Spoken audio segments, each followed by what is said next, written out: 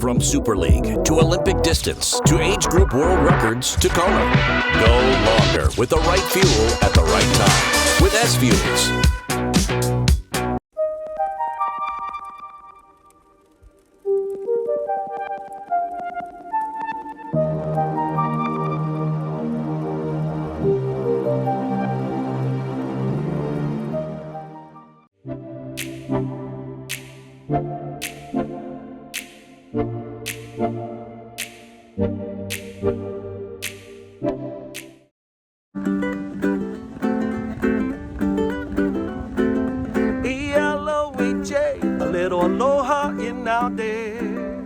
Spread a little aloha around the world and breakfast with Bob. Thank you, Poncho Man. Welcome, everybody. Breakfast with Bob, our not quite Kona edition. My name is Bob Babbitt. We're brought to you by Master Spas as fuels go longer. Hoka, Let's Fly, Form Smart Swim Goggles, Zoot, the original triathlon brand, Premium Plus Sports, Quintana Roo, Mission Pacific Hotel in beautiful Oceanside, and our Challenged Athletes Foundation. Our first 30 years, we've raised $147 million and sent out over 40,000 grants to keep challenged athletes in the game of life through sport. Our next guest, speaking of Oceanside, defending champion Oceanside 70.3, Mr. Jackson Laundry. Jackson, how you doing? Good, thanks. Yeah, thanks for having me on. It's always puts a smile on your face to hear the Poncho Man intro, that's for sure. Don't you think? You know, it just makes me smile every time I get to see our backdrop, and you remember being back there. It's pretty darn fun. So, Jackson, this last couple of years have been really, really good for you. And right now, you're getting ready to do something that's a little bit of a shock to the system. You're going to be doing the Arena Games in Montreal, and after doing 70.3 after 70.3, how do you get ready for something that's this short, fast, and intense? Well, there's how I've been getting ready, and I guess we'll find out if that's the right way to do it or not in a week's time. But yeah, it's been a little different for sure. It's been a lot of the training has been the same, you know, a lot of the base work, obviously, and even a lot of the workouts, but definitely been adding in some more high intensity intervals across all three sports than what I'm typically used to. So that's been kind of the main change. That being said, it hasn't been like a total all in for Arena Games. Of course, I've got to keep my focus on, you know, the races later in the year and still make sure I'm getting good aerobic base and sort of longer intervals as well. So it hasn't been like completely all in for that, but definitely been adding that in, and it's been different for all three sports. I would say for the bike, things seemed to click really quickly. My high end power came up, like everything as I would want. The run, you know, taking a little bit longer, and the swim is like really, really trying to, you know, take its time to get faster. Let's just say. But it won't be draft legal, right? That'll be a nice addition for the bike. Yeah, that'll be great. I mean, I would like to be able to draft in the swim, so that doesn't help me. But yeah, it's definitely, you know, I think makes it possible for me to have a good day there with the bike being non-drafting. If it was a draft legal, I mean, and the swim is, even though it's 200 meters, it's actually a little bit longer, because if you look at the distances, a 4K bike and a 1K run, that's 10 times shorter than an Olympic tri, but the swim would then be 150 meters, not 200 meters. So 200 meters actually puts a little bit extra emphasis on the swim. Yeah. So I've been swim training a lot, and it's definitely starting to come around pretty well. So the last, you know, just recently, and hopefully the next couple workouts are, you know, just that little bit of extra speed I need. So both you and Lionel are doing this. This is a nice matchup early in the season. Two Canadians going at it.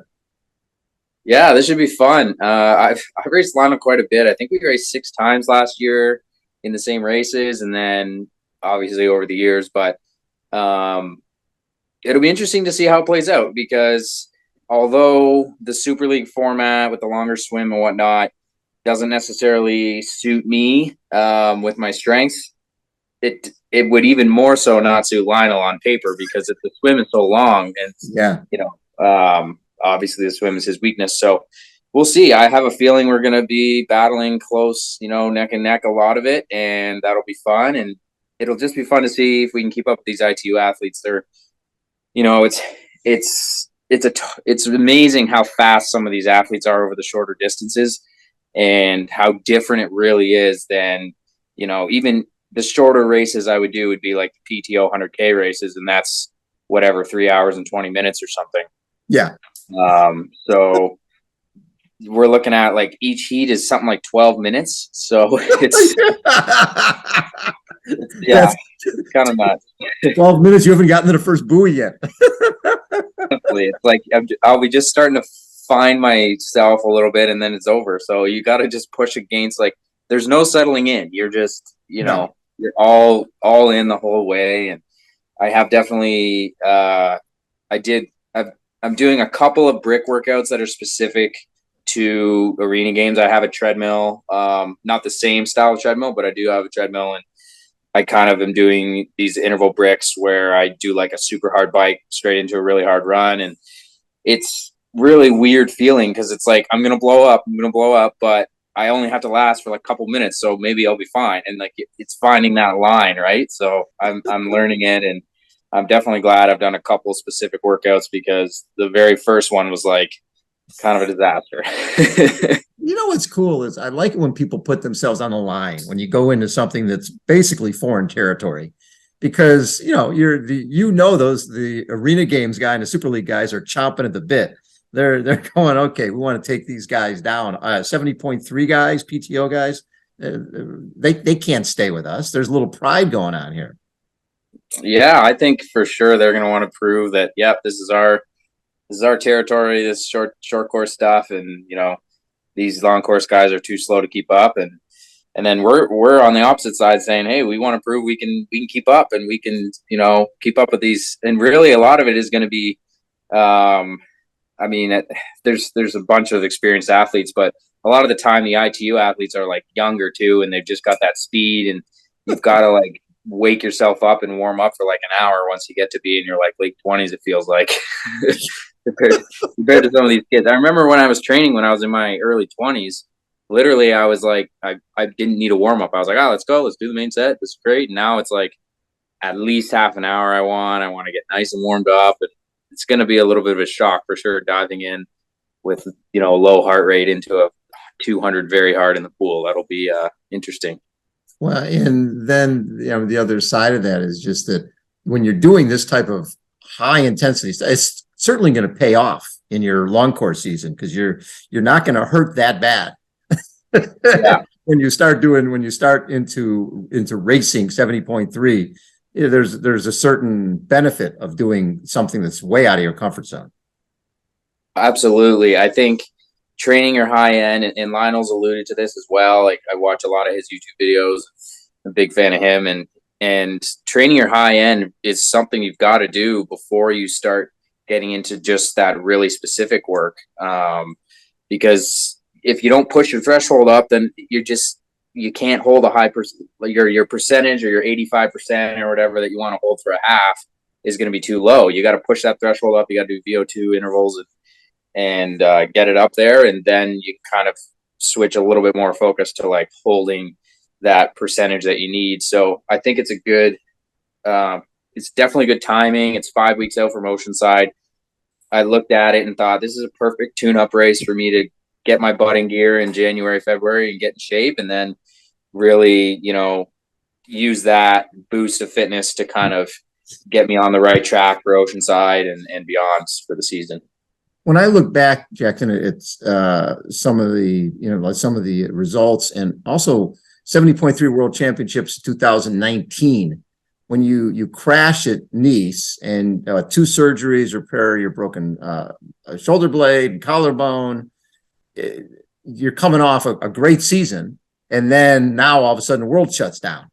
And so coming back from that, not knowing what was going to happen with the sport, or if and when things were going to come back, how hard was that? Because it's one thing that you go, okay, I'll go train. Well, you couldn't even do that. Yeah, it was really tough. They initially in the injury, like the first few weeks is hard, and once you've had the surgery and you start to see some progress, it actually wasn't that hard mentally, because I knew, like, okay, I'm making progress every single day, and that's a really positive thing. And it's actually something that you don't really get the luxury of having as a pro athlete who's been in it for years. Most of the time, like, your progress is very hard to predict sometimes, and sometimes you get worse over the course of a couple of weeks, and you're getting tired, and like, it's not like when you're new in the sport and you're just getting better all the time. So that was kind of a good aspect of the injury, is like getting that positive reinforcement as I was, getting healed and rehabbing well. But then I did actually sneak one race in right before the pandemic, like in Mexico. And without that would have been really tough, because the race in Campeche 70.3 was on, I believe it was March 15th of 2020. Oh my God. Right before. So it was like most of the world was like, that was the peak of when things were shutting down, and they're just like, well, we're just going to do the race and then that's it, and nothing else is going to happen. So, and I had a great race. I finished second there to Matt Hansen, won the race, and I was about a minute behind him. So that was like, without that, I would have really struggled, because that kind of showed me like, okay, I'm back, I can do this. And then it was really tough for a few months at least, of like just not knowing when races would happen. And when your whole, life revolves around training and competing at these races, it's pretty hard to, have goals and to like get up and want to go train when you have no idea when the next race is going to be. So that was definitely hard. And probably emotionally, it was maybe even harder than like the injury itself. So, and I think a lot of athletes, pro and age group, felt the same way about the pandemic. It was like, it felt helpless for a little while, right? Yeah, a lot. So I did everything I could that year, raced wherever I could, and still managed to put together a decent year. And then I set myself up pretty well for a really good 2021 and 2022. So, I'm really, really glad I was able to persevere through all that and just sort of keep improving, even though my shoulders still kind of messed up in some ways. I can swim and I can do everything I need. And it's, I'm really lucky. Now, did you crash there on one of those downhills? Yeah, I was on the descent. For anyone who's going to be going to Nice, like, you really want to check that descent out. It is, if you're not from the area, if you're not accustomed to that kind of a technical descent, it's something you're just not used to. We don't have that here in most places of North America. So you definitely want to check it out. And I actually did check it out quite a bit, but I was just pushing myself too hard to try to keep up it was actually riding with Eric Lagerstrom, who's a very, very good technical rider. Good technical guy. Yeah. Mountain biker. Yeah. So I was just in over my head and, took risks that I shouldn't have taken. And that's, when you're on a world championship, and a lot of people do that. I think 4 of the pro men crashed. So something like 10% of the field. So it's, you got to know what you're doing out there. And I don't think I'll be racing in Nice. Stay away from that thing. Yeah. How fast were you going when you went down? I don't know, too fast. I was able to scrub a lot of my speed as best I could, but I hit the fence post pretty fast. I was probably still going like 20 miles an hour when I crashed into it. Oh. So it wasn't. You're lucky. It wasn't great.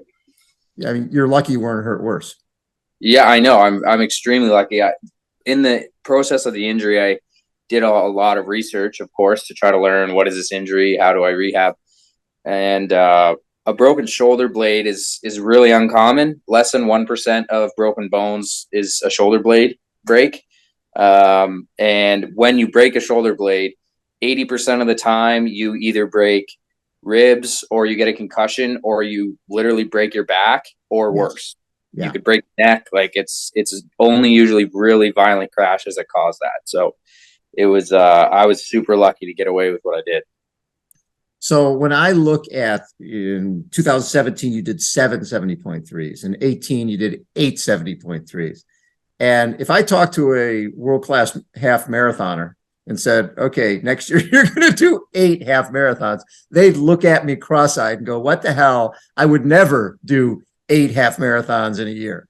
But you guys are doing these things like it's no big deal on top of a 1.2 swim and a 56-mile bike. And that's not even including the Rev 3 or the other races that aren't quite challenge or whatever it happens to be, that aren't, or even a PTO that's not quite that long.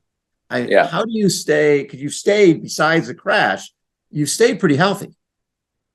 Yeah, I've had no real serious injuries. Well, I did have actually crashed again last year in January when I was at a camp in Utah, but it was more minor. But I did break a rib and my thumb, and needed surgery on my stupid thumb, which was just annoying. But it was a lot more minor, and I was, I was able to keep biking and running for the most part, so that didn't set me back too much. But in terms of like chronic injuries, I've really never had one, and I chalk it up to mostly recovery. I've always, so when I was a teenager, maybe not even, I was like 12 or 13, my dad and I were starting to get into like just running more, and like even before we got into triathlon very much. And he said, let's go talk to a nutritionist and just see what it is we need to be doing for, nutrition, because if we're training, like our nutrition might have to change. And we, decided to do that. And so we went and talked to a nutritionist, and luckily we had a really good nutritionist who gave us great advice. And the one thing that stuck with me more than anything was that after you do a hard bout of exercise, you should take in 20 grams of protein as quickly as you can. Like there's no, the quicker you can do it, the better. And then also carbohydrates to replenish your energy. So that was one thing that I just got in the habit of at a young age, and I've done it all the time since then. And I think getting in those calories, the protein to rebuild, the carbs to replenish energy has been huge for healing, because you need those things to heal your body. And I think it's something that's under appreciated in the sport. People are always talking about training harder and recording all the metrics and everything, but I don't see very many people taking in the recovery from a nutrition aspect quickly enough after training, in my opinion, to where if it's an hour later, you've kind of lost that window where your body can really absorb right after training. Yes. So that would be like the one thing I would think probably 90% of people could improve on. And I think it would improve your recovery and help with injuries, and, just also help with just getting better, because you're absorbing the load from the training a lot better. So this last year, I was wrong. You did 10 70.3-ish races this year, right? Well, Miami, Oceanside, Chattanooga, Tremont, Collins Cup, US Open. I mean, it is crazy. But the one race, obviously, because I'm 5 minutes away from the Oceanside Pier, that sticks out for me was that classic race. You got Alistair Brownlee, you've got Ben Kanute, who's won the race, defending champion. And then you've got Lionel Sanders and Rudy Von Berg, and it's a little bit of an all-star cast. And there's Jackson Laundry running along with this group. And I don't think very many people, besides my wife, who was like, Jackson's going to win. I'm like, what? That's a great story. She was great. She goes, right away, running by the pier there. She goes, Jackson's going to win. Hey, but Alistair was off the front. But staying confident and not thinking about that guy, because you've got other guys around you. How do you try to departmentalize it and go, okay, I'm just going to focus on these guys right now, and Alistair's doing his thing, and I'll worry about him later?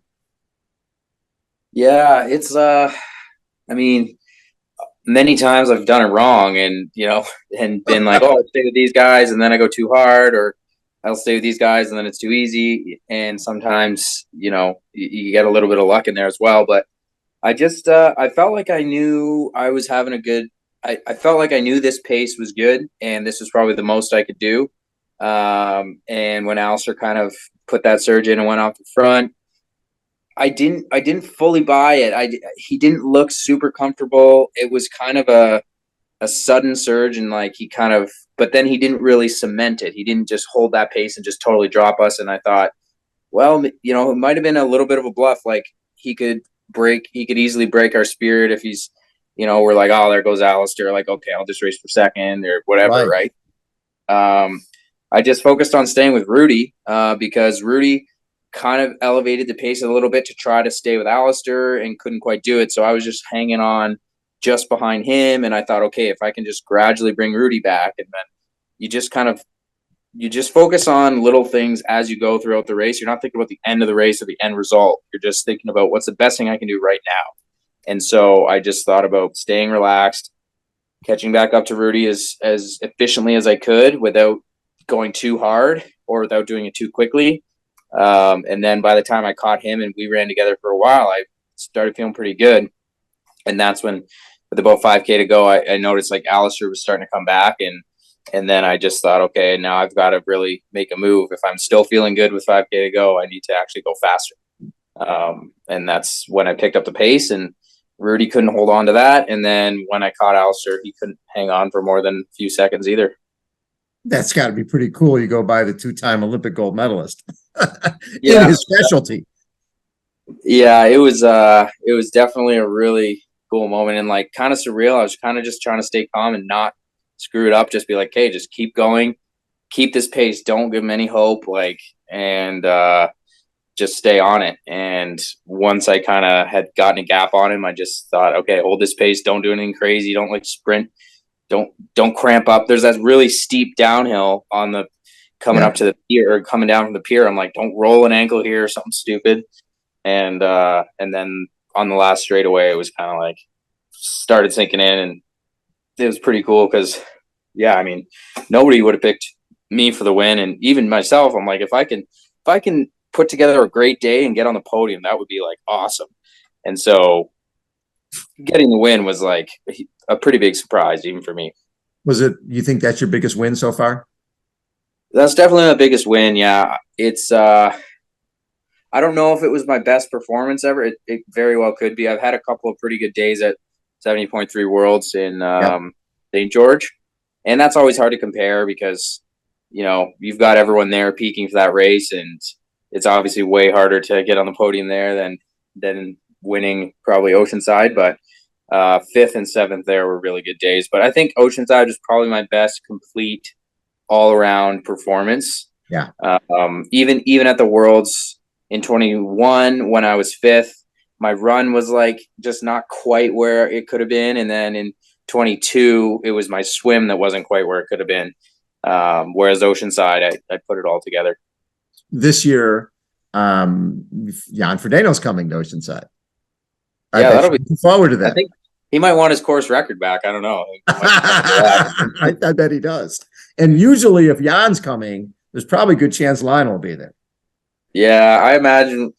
I've heard, I don't know who said this, but somebody said Lionel, Jan, Sam Long. Yep.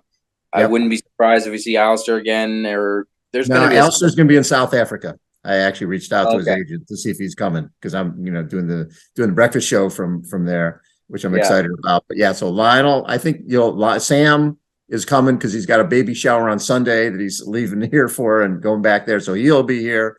And Jan and hopefully Lionel. That's gonna be a hell of a battle.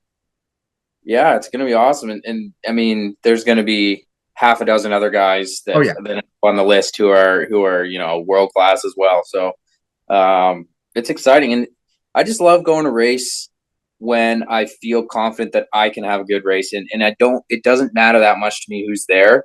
I like it when it's competitive, but at the same time, I'm not one of those people who's like, oh, Lionel's there, it's going to be hard to win. Like, I don't really need to win. I just need to go out and put my best day forward. And if I do that and I finish 1st or I finished 8th, it's fine. Like, I just love going out and being like, oh man, I had a great race. I did everything I could. That was awesome. Or even if I don't, and I think, you know what, I screwed up the swim or I did this or that, I can't wait to like go back and fix that for next time and do better. And that's why the sport's amazing, because you can always improve, and it's so hard to have that perfect day with how complicated and difficult of a sport it is. And that's what we're all, that's what you think about every day when you're training hard and you're shooting for that next goal. And it's pretty fun to do. So we'll see what I can put together this year. Maybe I can have an even better race, or who knows, maybe who knows what'll happen. So it's going to be fun. The cool part is it's sort of the puzzle to try to put all those, the swim together, the transition together, the bike, all that stuff together. And then it comes down during a run sometimes to that poker game between, that Alistair made that move, but I don't think that's a real move. I think he's made that move to sort of say, okay, it's my race. when Alistair Brownlee normally goes to the lead, people start thinking about, okay, can I get in the podium? That's what probably he was hoping. But in the meantime, you weren't buying it. You were going, you're bluffing, dude. Yeah, I mean, it is true. You got to get to the run. These days, it's some athletes have been able to do it, to get to the run with the lead and sort of give himself that advantage. But a lot of the time, there's there's a big group coming, especially with the competitive level that it's at now. There's a lot of guys getting really good at biking, and it's hard to drop guys, like especially with the Ironman being the 12-meter draft compared to the PTO being 20. 12-meter draft, even if it's saving you 5%, hardly anyone at the front of those races is going to be 5% better than another guy. They're all close. So right. you end up coming off together. And if you can get yourself to that run, having not blown your matches on the bike, on hills, or like trying to bridge up or anything, then that's what you want to do. And that's what I was able to do for Oceanside. But it's never a guarantee. And sometimes you feel like you're going to get to that run and feel great. And then legs just aren't there. And it's like, well, I've got the B legs today, so let's see what I can do with those. Well, when you're doing 10 halves in a year, sometimes you're going to have the B and the C legs. Yeah. I mean, it's kind of interesting because I feel like the racing is the easy part, not the race itself, but in any given week where I'm training, I'm putting myself through a lot more in a total week than I am in a race week. Because in a race week, you're tapering, you're resting, you feel really good. And then, you have that one really hard day, but overall you're still doing less. And I think that's probably why guys are able to do so many races these days, because, we train to the level where it doesn't seem that daunting to do a half.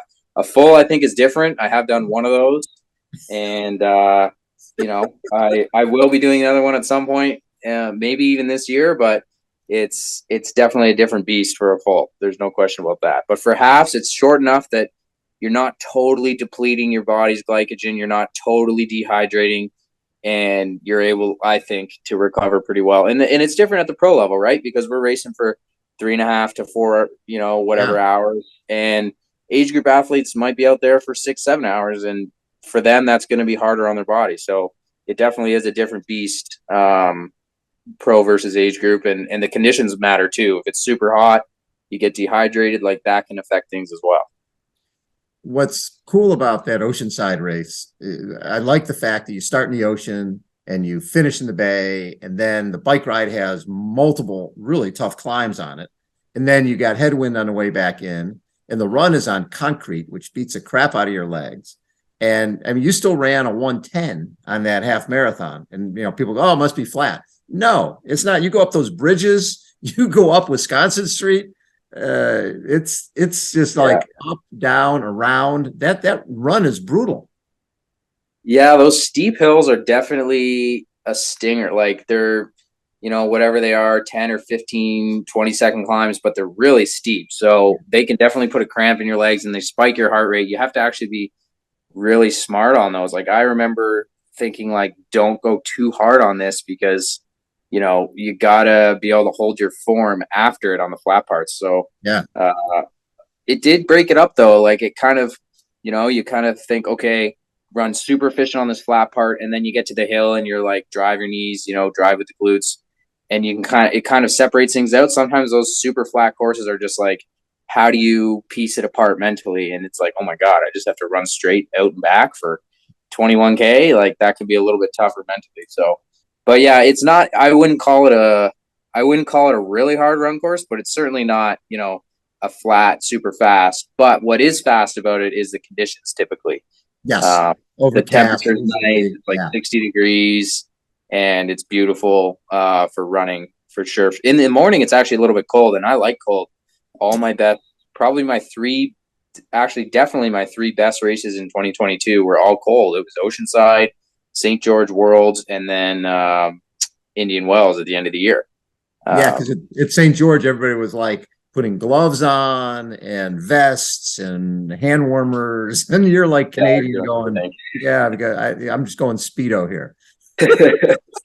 Yeah, I had gloves planned, and then I like started putting a glove on, and I was like, I had way too bad of a swim. I don't have time. I don't have time to do this. So I just like, and I was, you know, it was pretty cold, but my body temperature was fine. My hands were cold for the first 30 to 35 minutes, and then it was totally no big deal. bad. And I saved the time in the transition, so that probably, you know, helped my case a little bit for getting into that second group on the bike eventually. So the Ironman Majorca 2021, and you run 256 off the bike, 826 for your first time out. What did you think of the experience? Well, that was, you know, at the time I was kind of like, it wasn't that good. Like, should have been better. But looking at it later, with the prep that I minimally did, I didn't really have an Ironman block. I had like 2 weeks after Worlds to train, and you know, all the way over in Spain, and didn't go early enough. All those little things that I could have done better. Yeah. I actually think it went fairly well. That race ended up being very competitive that year because it was around the time that Kona would have been, and Kona was canceled. Oh, that's right. So, Yes. yeah, you had Cam Worth and Florian Angert and Leon Chevalier and Christian Hogenhaug, all these really stellar 70 or full distance guys. So I didn't have a hope in my first one to keep up with those guys, but I think I, held my own reasonably and learned a lot from the race and from the training for it and what I will do differently when I do another full. And I know I have a lot more in me. I have the ability to compete at the same level I think that I do on the 70.3s. It's just a matter of putting it together, and actually you can't just do a full off 70.3 training. In my opinion, you've got to really, you've got to train specifically for it, at least when you're new to it, like me. And maybe I'll be doing that this year, but for sure, sometime in the next couple of years, I'll be getting into another full. In this era, I mean, between what's happening with PTO and Ironman 70.3 and Clash and Challenge, you really can stay at that 70.3-ish distance and not even do fulls. But do you feel that full is a better distance for you at the end of the day?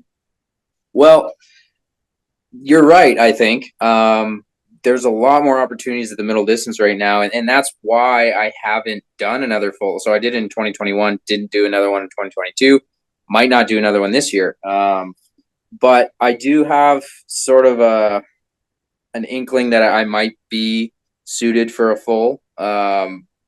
So, I mean, the bottom line is I have some decent speed, but when it comes to I guess the range of different abilities in the sport, like speed isn't really my strength. Like I'm not a super fast 5K runner. Like I couldn't go out and run like a 14-minute 5K or anything like that.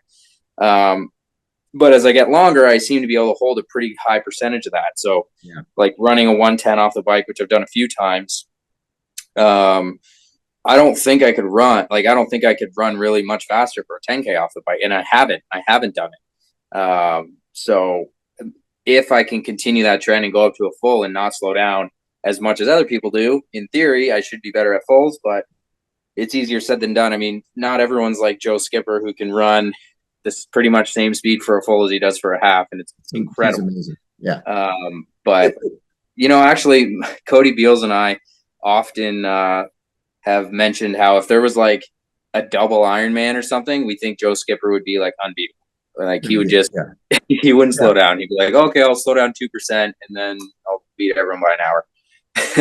We used to have this adventure racer by the name of Robin Benincasa who did triathlon, went to adventure racing, like 8 days across Madagascar, that type of crap.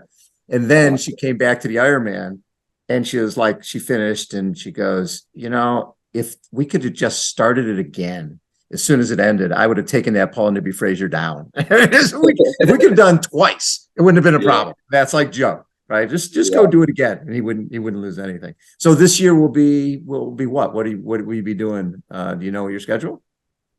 Yeah, so I'll be doing obviously the Super League and then Oceanside, and I'm gonna probably be doing St. George rather than the European Open. That was a tough, choice, but it's still to be confirmed, but I think going to St. George, where I've had a good race every single time, and it's still North American champs, it just makes sense for me. Whereas going over to Europe early in the year, it's just you only have so many big travel, time change. Yep. That's a lot of fatigue in a year, and I don't think I'm quite prepared to put all the eggs in that basket in May. So I'm going to be sticking around here. So I'll do St. George, and then I'll probably do Gulf Coast the week after that. Yep. And that'll kind of be my first block. And then in June, I'll do 70.3 Montreal Milan, which I do pretty much every year, sort of as a building up race towards the US Open.